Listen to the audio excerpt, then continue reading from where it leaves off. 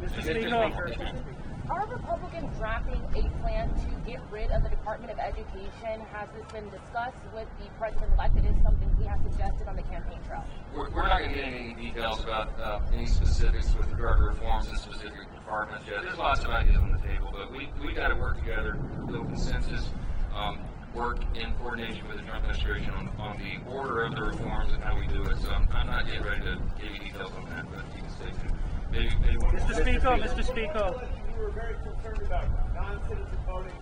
What's your assessment of the impact that non-citizens had on this election? Well, look, the mantra and what we said at the rallies and what President Trump was apt to say all the time is we had to make it too big to rig, and we did.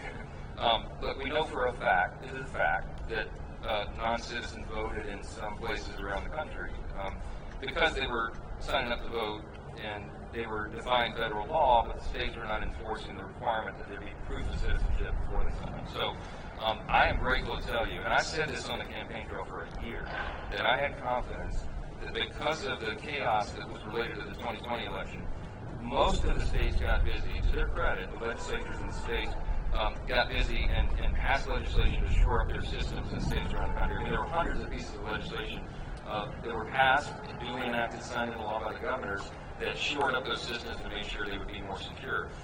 There were a few states we were still concerned about, but I'll tell you, because of the attention that was given to it, you had eyes on those elections very closely. You had lawyers ready and prepared to run and file injunctions in district courts when necessary, and they did.